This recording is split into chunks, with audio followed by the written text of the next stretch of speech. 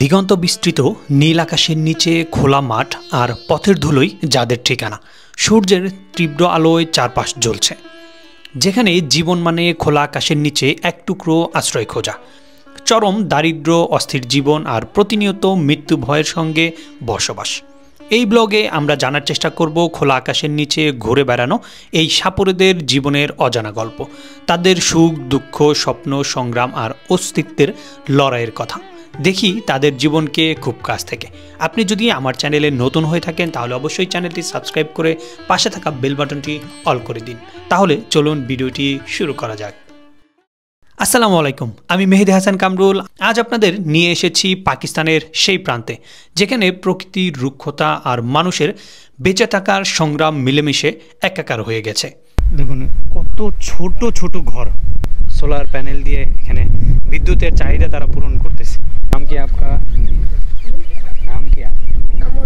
मरता है बच्चा, मेरा पुत्र है, इसकी दंड हो गया, महीना हो गया, मैं मरता इधर बैठा भूख मरता, खाना नहीं मिलता, कुछ भी नहीं मिलता, ये बैठा इसकी दंड हुआ। मेरा पुत्र छोटा, कितना दिन पहले से? 30 सालों का बैठा। 30 सालों 30 सालों का बैठा लो। आजकल का कौन 30 सालों का जांडियों की बनी है, हमारा पद नहीं है, ये बैठे गरीब। मेरा पुत्र छोटा थे, जितना थे भी छोटा आने गया है, महीना हुआ है मेरा, इसकी डंड हो गया है बाबा, मरता है। एडा बच्चा छोटा है, देख माई बेटी है, बेवा बेटी है की, ये मेरा बच्चा गया है, मरता भूख मरता। पानी भी नहीं है मेरा बाबा, पानी भी बिल्कुल नहीं, पानी भी नहीं है। वो बढ़िया दिया था मैंने, नलका दिया था मैं, नहीं এই যে এখানে নলকূপ দিছে ঠিকই, বাট পানি মিলে না তাদের पानी এখানে। नहीं है बाबा, इतना गोठ है मेरे ये सारे घरों में, पानी भी नहीं है, मरते हैं। से कितना घर? हमारा घर 30-40 घर है, 30-40 घर है हमारे गोठ में।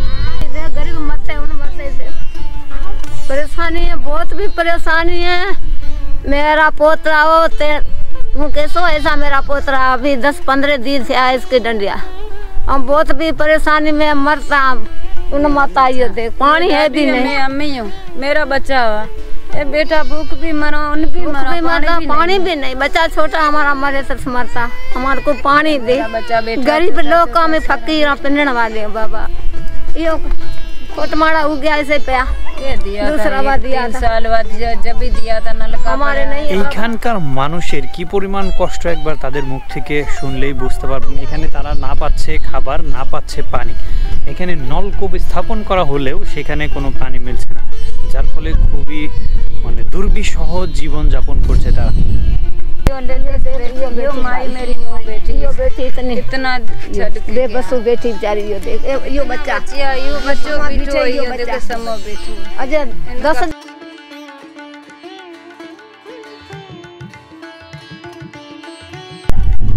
পাকিস্তানে আসার পরে আমি অনেক ধরনের এরিয়াতে ভ্রমণ করছি, বাট আজকে যেখানে আসছি, এখানে আসার পরে এদের লাইফস্টাইল দেখে ভাই, এরা কিন্তু এই যে রাতের বেলা এখানেই ঘুমায়।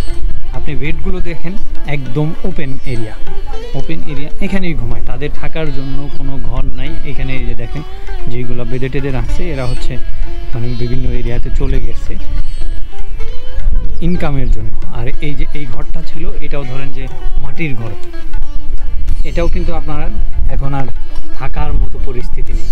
আর এটা যে রিপেয়ারিং করবে তারা, সেই টাকা পয়সাও তাদের নেই। এখানকার মানুষের দুর্বিষহ জীবন, এই কষ্টের কথা কি বলবো।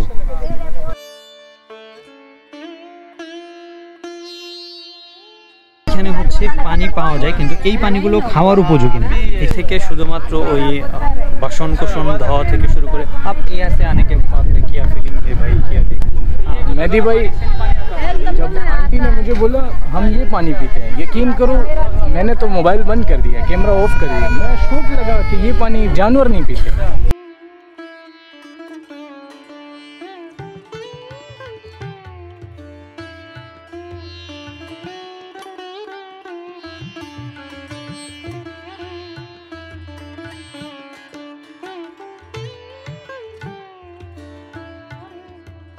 দিনের বেলায় যে মরুভূমি সূর্যের আগুনে জ্বলে, রাতের বেলায় তার রূপ বদলে যায়। এই খোলা আকাশই এখানকার অনেক মানুষের ছাদ। ঘরবাড়ি যাদের আছে তাদেরও অনেকের কাছে গরমের তীব্রতায় এই খোলা আকাশই একমাত্র আশ্রয়। বিদ্যুৎহীন এই গ্রামগুলোতে আধুনিকতার কোনো ছোঁয়া নেই বললেই চলে। থরের জীবন সংগ্রামের সবচেয়ে বড় অধ্যায় হলো পানি। এখানে এক কলসি পানির জন্য নারীদের মাইলের পর মাইল পাড়ি দিতে হয়। এই পানি দিয়েই রান্না, খাওয়া আর গবাদি পশুর তৃষ্ণা মেটানো হয়। বেশিরভাগ কূপের পানি লবণাক্ত, যা পানের অযোগ্য। তাই মিষ্টি পানির একটি কূপ খুঁজে পাওয়া এখানকার মানুষের জন্য বিশাল পাওয়া। अच्छा, इधर का जो बंदा है उनका बेसिकली प्रोफेशन क्या है, क्या काम करते हैं? वो कुछ नहीं करता है, यहाँ बस जाते हैं फेरी पे, फेरी करके आते हैं। क्या फेरी करते हैं? घूमने जाते हैं, सांप बीन लेके फिर। अच्छा, सब इधर जो जो बंदा रहते हैं सब जगह ছোট ছোট বাচ্চারা থেকে শুরু করে মানে বয়স্ক মানুষজন এত কষ্টে জীবনযাপন করতেছে, তাদের খাওয়া দাওয়াটা সঠিকভাবে মিলতেছে না। এরপরে যে পানিটা তারা পান করতেছে মানে সুপেয় পানি যেটাকে বলা হয়, সেই পানিটা তারা পাচ্ছে না। পরিস্থিতি কতটা ভয়াবহ তা বোঝানোর জন্য একটা তথ্যই যথেষ্ট। এই থর মরুভূমিতে খাবার ও পানির অভাবে প্রায়ই মানুষ মারা যায়। কথাটা শুনতে যতটা সহজ মনে হচ্ছে, বাস্তবতা তার চেয়ে অনেক বেশি মর্মান্তিক। ডিহাইড্রেশন, পানিবাহিত রোগ আর অপুষ্টি এখানকার মানুষের, বিশেষ করে শিশুদের মৃত্যুর অন্যতম প্রধান কারণ। যখন একটি পরিবার তাদের কোনো সদস্যকে হারায় শুধুমাত্র এক ফোঁটা বিশুদ্ধ পানির অভাবে, তখন প্রকৃতির এই রুক্ষতার চেয়ে মানব সৃষ্ট ব্যবস্থাকেই বেশি দায়ী মনে হয়। অপুষ্টি এখানকার শিশুদের নিত্যসঙ্গী। অনেকেই দিনের পর দিন আধপেটা খেয়ে বেঁচে থাকেন।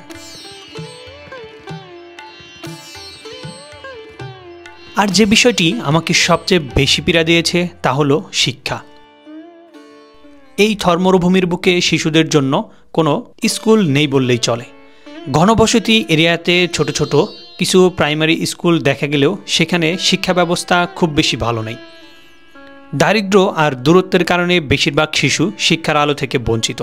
তাদের শৈশব কাটে পরিবারের বড়দের সাথে কাজে সাহায্য করে অথবা এভাবেই খেলাধুলা করে। তাদের স্বপ্নগুলো এই মরুভূমির বালির মতোই হারিয়ে যায়। থর মরুভূমির এই মানুষগুলোর জীবনযাত্রা আমাদের চোখে আঙ্গুল দিয়ে দেখিয়ে দেয় যে আমরা কতটা সৌভাগ্যবান। আমাদের কাছে যা সাধারণ এদের কাছে তাই স্বপ্ন।